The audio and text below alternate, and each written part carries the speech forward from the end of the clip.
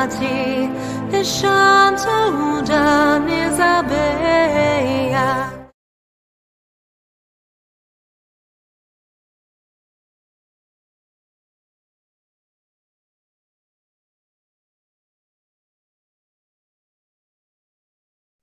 Hag Hanukkah Sameach. Hag Hanukkah Sameach. Um feliz Hanukkah para você, nosso ouvinte, nosso YouTube espectador. Eu sou o Miguel Malak, né? E estou aqui em Beersheba, Israel. Aqui sou conhecido como Mihael Malachi. Hoje nós vamos falar aqui no Israel no Caminho, que é o canal que quer ver todo Israel no caminho, na verdade, na vida, seguindo o caminho, conhecendo a verdade e recebendo vida e vindo em abundância. Hoje nós vamos falar de Hanukkah. Hoje eu trouxe duas pessoas especiais para falar em Hanukkah, né? São duas pessoas, um homem e uma mulher, os dois judeus, os dois crentes em Yeshua, um Ashkenazi, uma Sefaradi. Ashkenazi Tcherbatsky é lá do pessoal do leste europeu, aquele povo eslavo, né? O pessoal veio Polônia. da Polônia, veio da guerra, né? E a Adriana Laniado, que é uma judia sefaradi, do Oriente Médio, talvez do Egito, se eu não me engano, Misraim, talvez. Perfeito? Misraim, então, uma judia do Egito, né? Os dois já tiveram uma graça de receberam uma misericórdia do Senhor, né? Pois já receberam a graça de conhecer Yeshua, né? E é isso que eu vou perguntar para os dois, né? Vou perguntar nesse Hanukkah, que é uma festa que não quer dizer, não é bíblica, é uma festa que não está em Levíticos 23, como as festas do Senhor, mas é uma festa de memória, né? Por um milagre. Nissim Gadol Hayapo. Nissim Gadol Po. Quer dizer, um grande milagre aconteceu aqui. Para vocês é Nissim Gadol Hayasham. Um grande milagre aconteceu lá, em Israel, em Jerusalém. Né? Acho que precisamente deve ter sido em Modim, que hoje ele chama Modim Maccabi, né? Então deve ser ali nos arredores, no subúrbio lá de Jerusalém, bem pertinho de Jerusalém, nos montes, né? Mas é isso. Então eu queria saber isso exatamente. Vou começar com a Adriana, ladies first, né? Ladies first. Para saber da Adriana, né? Como é que você comemorava o Hanukkah, o que significava para você e o que significa hoje que você tem a revelação do Mashiach, Yeshua. Muito bom. Primeiro, eu gostaria de agradecer poder estar aqui no Israel no Caminho mais uma vez. Bom estar com você, ouvinte. Espero que esteja gostando das parashiot, dos comentários, das entrevistas que estão sendo colocadas. Bem-vindos ao canal. Bom, eu gostaria de dizer que Hanukkah é uma festa que realmente não está no Tanar, né, no Antigo Testamento, mas no Novo Testamento Yeshua menciona, né, sobre a festa da dedicação, que também é um outro nome que é dado a Hanukkah. Hanukkah se comemora no mês de Kislev, né? E assim, para mim, antes de eu conhecer Yeshua, Hanukkah era só acender umas velas, porque eu sabia que a vela, que era o azeite que era para durar a vela para um dia, tinha durado para 8 dias, um milagre maravilhoso. Porém, existe a parte mais importante, que é, na época, mais ou menos 165 a.C., por aí, tinha o rei Antíoco, e ele queria abolir os costumes judaicos, queria expelir realmente a Torá, e inclusive eles estavam profanando o templo, querendo fazer sacrifícios de animais impuros, né, não kasher. E assim, diante desse absurdo, Deus acabou levantando um Kohanim, né, e sua família, que iniciaram aí uma luta e conseguiram defender, né, a Torá, defender o povo judeu. E, glória a Deus, conseguiram vencer, e aí rededicaram o templo ao Senhor, né? As coisas de Deus. Então, assim, o que eu acho importante é dizer, também Hanukkah, pelo nosso calendário judaico, ele ser lunar, ele não exatamente cai no mesmo dia, então, ou no final de novembro, ou dezembro, né? Esse ano já está começando agora, dia 28 de novembro, né? E então, com Yeshua, o que acontece? Nós somos um templo do Ruach HaKadosh. E como um templo, eu também tenho que pensar que eu também tenho que me rededicar sempre ao Senhor, né? Então eu vejo essa festa, esse momento, como uma rededicação da minha vida a Deus. O que que eu posso, o que que Deus pode melhorar em mim e agradecer pelo milagre, né? Então Hanukkah também é uma festa de milagres, como a maioria das festas, né? Como Purim, a gente lembra um milagre da salvação do povo judeu, Hanukkah também, Pêssar, né? Como Pêssar é importante também. E eu acho que é isso que eu queria passar para vocês, tá bom? Vou passar a palavra para o meu irmão Rubens. Muito legal, Adriana. Muito legal isso que você colocou, né? E realmente Só que o Pêssar realmente está em Levítico 23, né? O Hanukkah e Purim já são festas em memória aos milagres e as coisas que Deus fez, né? É uma memória. Quando, por exemplo, Deus fez alguma coisa em nossa vida, a gente também traz isso à memória, né? E só corrigindo, né? Desculpem o meu hebraico, que ainda não está 100%, Claro. e se é plural, é Nesgadol Hayapô. Foi um grande milagre aconteceu aqui seria Jerusalém ou Israel, né? Ou, para quem está no Brasil, aí, Adriano em São Paulo, o Rubens no Rio de Janeiro, né? É um grande Nesgadol Hayasham, ou seja, lá e aqui. Mas tudo bem. Agora o Rubens Cherbaski, nosso companheiro, vai arrematar aí sobre isso que a Adriana falou e vai dar o parecer dele também trazendo como ele comemorava e como o que ele tem visto agora profeticamente nessa nova época que você agora já conhece o Mashiach, né, Rubens?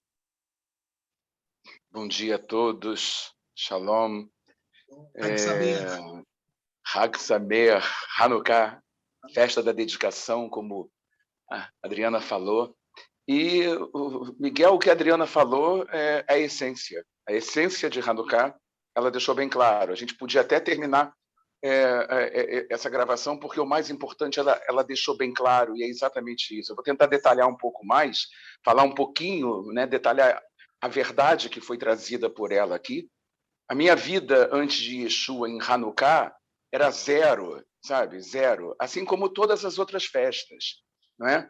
A gente sabe que Hanukkah é uma festa, não é uma festa nos termos bíblicos, né? De Pesach, Shavuot ou Sukkot. Isso é bem claro, né? Que eram aquelas festas peregrinas que foram dadas pelo Senhor no Sinai para serem proclamadas como santas convocações, né? Hanukkah não é uma santa convocação, como Purim também foi dito aqui, não é uma santa convocação. Mas eu não participava, era assim, hoje é Hanukkah, que legal. Então, eu não tinha o menor entendimento, nem sob o ponto de vista religioso, mesmo porque Hanukkah não faz parte, né, pelo menos explicitamente, do Tanar, não é? E eu, obviamente, por não ser uma pessoa voltada à religião, não tinha como realmente entender o sentido. Tudo que meus avós me passaram e onde eu estudei era assim, houve um milagre. Houve um milagre. E a gente sabia que o óleo que devia durar um dia, né, no candelabro, durou 8. Sabe? Essa é a grande essência, é sobre isso que eu queria falar. E eu vou ler um pouquinho do que eu preparei e eu quero mostrar dois impressos que eu fiz para falar da profundidade de Hanukkah. Porque mesmo não sendo uma festa em termos bíblicos, né, ela tem uma profundidade muito grande. Por quê? Veja, em 25 de Kislev, de 164, exatamente 3 anos depois que o templo foi profanado, o templo foi purificado dessa abominação pagã e foi cerimonialmente rededicado. não é? Como a Adriana falou. A primeira festa de Hanukkah foi celebrada com grande júbilo, e as forças do helenismo que estavam querendo, não é, esmagar o judaísmo em Jerusalém foram detidas, e os adeptos do judaísmo, na verdade, foram resgatados. Não é? Aquilo era um momento único. A festa durou 8 dias, e Antíoco Epifânio, né, depois eu tento falar rapidamente sobre ele, morreu de câncer em 164 a.C., e a sua morte é vista por muitos como um cumprimento de uma profecia registrada em Daniel 11:45. Quem quiser pode ver que o que está escrito em Daniel 11:45 tem tudo a ver com Antíoco Epifânio, como outras 2 passagens tremendamente reveladoras. Assim, além da abordagem histórica, que é riquíssima, sem sombra de dúvida, né? Desde o momento em que Alexandre o Grande morreu, né? e o reino, né? A Grécia foi dividida em 4 reinos menores, a gente precisa entender a visão espiritual, a visão profética que Hanukkah nos traz. Veja, lá em João 10, 22, 23, e isso, como tudo que está no Tanar e no Berit Hadashah, não ocorre sem propósito definido, não é? Yeshua, Jesus, participou dessa festa. Ou seja, há um motivo pelo qual a palavra de Deus revela que era a festa da dedicação. E Jesus passeava ali pelo templo. Está escrito assim, celebrava-se em Jerusalém a festa da dedicação. Era inverno, né? Vai ficar frio, deve estar frio aí, né, Miguel? Era inverno. Jesus, né? Exatamente, né? Jesus passeava no templo, no pórtico de Salomão. A pergunta que eu queria fazer para que todos meditassem é a seguinte: o que deveria estar passando na cabeça de Jesus quando ele estava passando, não é, pelo templo? Veja, o que eu quero dizer é o seguinte: a grande mensagem de Hanukkah, em minha opinião, está ligado àquilo que a Adriana falou, que é a purificação e a rededicação do templo querem nos ensinar. Jesus estava comemorando Hanukkah e haviam se passado quase 200 anos que o templo havia sido rededicado, quando Yeshua passou pelo templo. Então, olha só, existem palavras proferidas pelo Senhor que se encaixariam perfeitamente no contexto daquele tempo. Por exemplo, de onde Jesus teria encontrado pretexto para dizer: são os olhos a lâmpada do corpo. Se os teus olhos forem bons, todo o seu corpo será luminoso. Se, porém, os teus olhos forem maus, todo o teu corpo estará em trevas. Portanto, caso a luz que há em ti sejam trevas, que grandes trevas serão. Ora, essa passagem quer dizer, se não, quando o que eu tinha perguntado antes, de onde ele teria tirado esse texto, se não quando a menorá permaneceu acesa por 8 dias, havendo azeite somente para um dia. Que outro cenário, além do tesouro aberto para práticas profanas, porque toda a questão que começou o helenismo tratava-se do seguinte, desde Antíoco III, depois Antíoco Epifânio, é o seguinte: eles deviam uma grana grande a Roma, e eles precisavam de dinheiro. Então, o templo acabou sendo profanado porque eles precisavam de sacerdotes que estariam mancomunados com eles para dizer: pode tirar as coisas do templo aqui, vende no ferro velho e depois paga a Roma o que você está devendo. E os Hassidim não aceitavam isso de forma alguma. Então, que outro cenário, além desse tesouro, de um tesouro aberto para práticas profanas em um templo corrompido, poderia ser mais propício para dizer: ninguém pode servir a 2 senhores, porque ou há de aborrecer a um e amar o outro, ou se devotará a um e desprezará o outro. Não podereis servir a Deus e as riquezas. Olha como isso se encaixa. O Senhor não disse que onde tivesse o nosso tesouro, ali também estaria o nosso coração? E de onde o apóstolo Paulo teria se inspirado para dizer: não sabeis vós que sois o templo de Deus e que o Espírito Santo, o Espírito de Deus, habita em vós? Se alguém destruir o templo de Deus, Deus o destruirá, porque o templo de Deus, que sois vós, é santo. Então perceba, você só rededica alguma coisa quando essa coisa já havia sido dedicada e perdeu o seu caráter original. Em Adão, todos pecaram e morreram. Perdemos o caráter santo que havia em Adão antes da queda. Como a Adriana falou, nosso templo, que é o nosso corpo, ele ficou corrompido por causa do pecado, cheio de imundícias, cheio de avareza, cheio de prostituição, cheio de lascívia, cheio de impureza e de idolatria, de blasfêmias, de homicídios, de adultérios, de soberba, de prepotência, de injustiça, sem fé, sem misericórdia e muito menos graça. Por isso a palavra de Deus diz que todos pecaram e destituídos ficaram da glória de Deus. Está lá em Romanos 3, 23.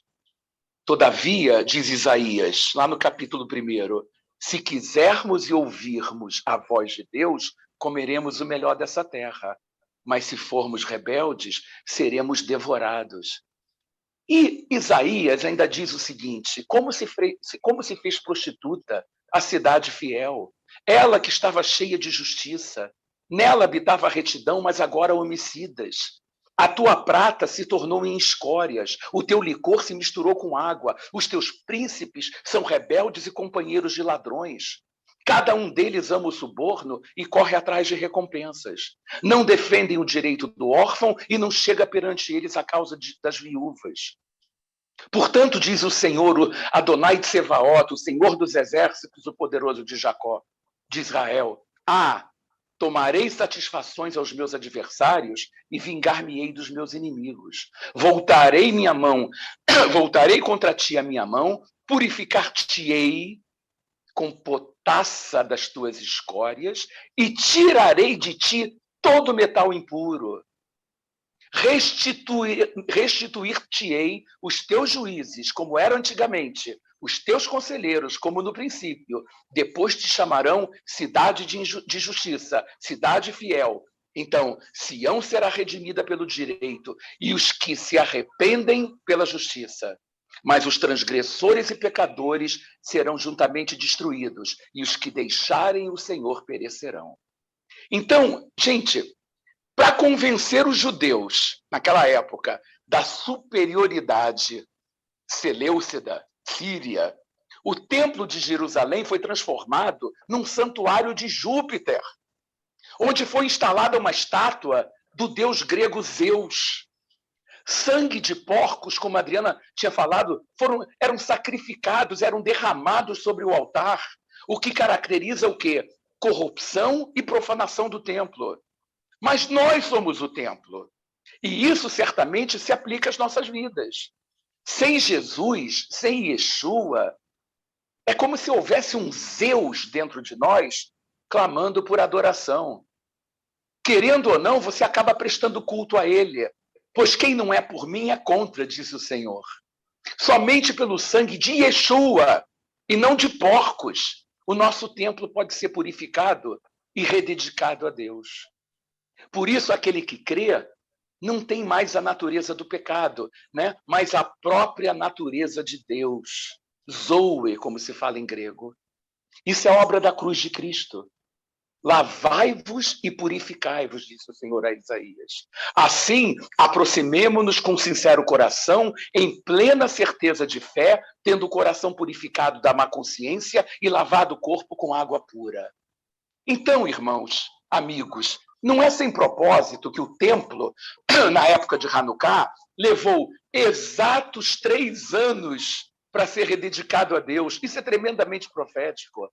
Onde o Senhor encontraria um pano de fundo mais apropriado, como está lá em Marcos 14, 58, para dizer: eu destruirei esse santuário edificado por mãos humanas e em 3 dias construirei outro não por mãos humanas. Então veja, após a purificação de Jerusalém e do templo, foi constatado que só havia um jarro de azeite puro no templo com um selo intacto do sumo sacerdote, para que as luzes da menorá fossem acesas. E isso duraria apenas um dia. Mas milagrosamente durou 8 dias. Tempo suficiente para que um novo azeite puro fosse produzido e levado ao templo para o seu devido fim, como diz lá a Torá, no capítulo em Êxodo, no capítulo 27. A luz que agora habita em nós é a luz do Espírito Santo. O azeite da menorá simboliza a Ruach HaKodesh. A menorá precisa estar sempre iluminada dentro de nós. Não é verdade? Isso significa que nós deveríamos ser sempre cheios do Espírito Santo. É isso que Yeshua quis nos mostrar. Agora, veja, há um texto lá em Zacarias 3, no verso 9, que diz assim: porque eis aqui a pedra que pus diante de Josué. Josué é o sumo sacerdote de Josué. Sobre essa pedra única estão 7 olhos. Eis que eu lavrarei a sua escultura, diz o Senhor dos Exércitos, e tirarei a iniquidade dessa terra num só dia. Agora prestem bem atenção nesse desenho que está aqui. Vocês estão vendo aqui Cristo e a sua cruz.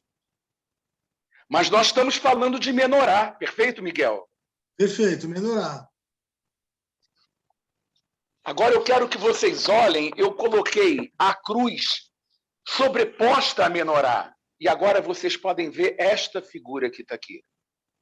Percebam a barra horizontal da cruz aqui, a barra vertical da cruz exatamente na barra principal da menorá, e percebam os braços de Yeshua presos por pregos, como se ele estivesse fazendo um movimento curvo com as mãos, assim, exatamente como está na menorá. Vocês percebem isso? Por quê? Porque a pedra que eu tinha falado antes é Jesus. Em um dia, na cruz do Calvário, ele tirou a iniquidade toda da terra. Quando você crê nele, a natureza iníqua, ela é arrancada de você. Agora, quando ele falou dos olhos, os 7 olhos são os 7 espíritos de Deus, Miguel. 1, 2, 3, 4, 5, 6, 7. Percebe? Aí você vai me dizer o seguinte, mas de onde você tirou essa história de que são os 7 espíritos de Deus? Bem, quem são os 7 espíritos de Deus? Isaías 11:2 diz: repousará sobre ele. O Espírito do Senhor está sobre ele. Um dos espíritos o Espírito do Senhor, é exatamente a barra do meio. O espírito de sabedoria e de fortaleza, de entendimento. O espírito de conselho e fortaleza. O espírito de conhecimento e de temor do Senhor. Cada uma delas é um dos espíritos que está em Isaías 11. E o do meio, sem sombra de dúvida, é o Espírito do Senhor. Esta barra, onde essa base é exatamente onde está o Senhor, é Deus. Esses são os 7 espíritos de Deus enviados por toda a terra. Aí você vai me perguntar, mas por que olhos? Então a gente vai para Apocalipse 4, no verso 5, e diz: e do trono saíam relâmpagos e trovões e vozes, e diante do trono ardiam 7 lâmpadas de fogo, as quais são os 7 espíritos de Deus. Então são os 7 espíritos de Deus. E quando você lê Apocalipse 5, no verso 6, está escrito: e olhei, e eis que estava no meio do trono, e dos 4 animais viventes, e entre os anciãos um cordeiro, como havendo sido morto, e tinha 7 pontas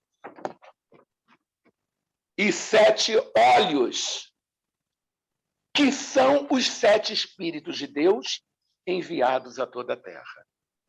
Então, aqui está. O que significa isso? Significa: o Espírito do Senhor está sobre mim. Aonde Yeshua está, o Espírito Santo está sobre ele. Então, para terminar, eu quero dizer o seguinte, Miguel, e amigos do canal. Sabemos que Jesus veio para nos dar vida e vida em abundância. Assim, a menorá, ela não vai ficar acesa por apenas um dia, mas por 8. Por quê? Porque, na verdade, quando se fala 8, eu estou falando para sempre, porque 8 é o número da Bíblia que aponta para a eternidade. 7 é o número perfeito, santo, nós sabemos disso. Quando você soma 1 ao 7, que representa a própria divindade, nós temos a plenitude máxima.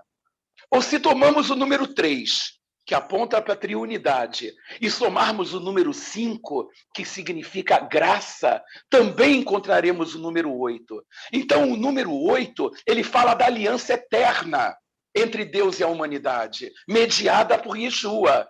O número 8 aponta para a eternidade exatamente quando a luz de Cristo passa a habitar dentro de cada um de nós. Em Cristo, em Yeshua, nós somos eternos. Então, em Yeshua, a festa de Hanukkah não dura somente 8 dias, mas ela é eterna. E aí, é isso que é, na minha maneira de ver, não é? Quando Jesus diz, eu sou a luz do mundo, não é? Quem me segue não andará em trevas, pelo contrário, terá a luz da vida. Então, a grande verdade é, meu amigo, você que não conhece Yeshua, meu amigo judeu, olha que coisa, isso aqui, o candelabro, a menorá, ela aponta para a cruz de Yeshua. Os braços de Yeshua representam realmente essa curvatura que você está vendo na Torá, mas são braços que foram pregados na realidade para que você tenha essa luz do Espírito Santo acesa por 8 dias, acesa por toda a eternidade na tua vida, e não apenas por um dia. É isso que a festa de Hanukkah quer trazer. É por isso que Yeshua fez questão de comemorar a festa da rededicação do templo. É por isso que o Espírito Santo não deixou de registrar em João 10, 22 e 23, que era a festa de Hanukkah. É isso que eu queria deixar para os amigos do canal, não é? E que todos vocês sejam abençoados com Hanukkah. Adriana deu uma saída, ela estava retornando. Só deixa essa imagem de novo. Deixa essa imagem, ela não chegou a ver. Toda essa explicação do braço de Yeshua, né? E dos 7 olhos, dos 7 espíritos. Os 7 olhos, que são os 7 espíritos de Deus, na verdade, definidos em Isaías 11, no verso 2. Maravilha. Né? Eu acho que foi dado o recado, né? Acho que foi maravilhoso, cada um apresentou, né? Como tem sentido que é Hanukkah, e tivemos essa revelação maravilhosa aí do Rubens também, né? Então é isso aí. Hag Sameach. Obrigado, Adriana. Pessoal. Obrigado, Rubens. Obrigado ao nosso amigo YouTube espectador. E até uma próxima aí. Hag Sameach. Hag Hanukkah Sameach. Hanukkah. Hag Hanukkah Sameach.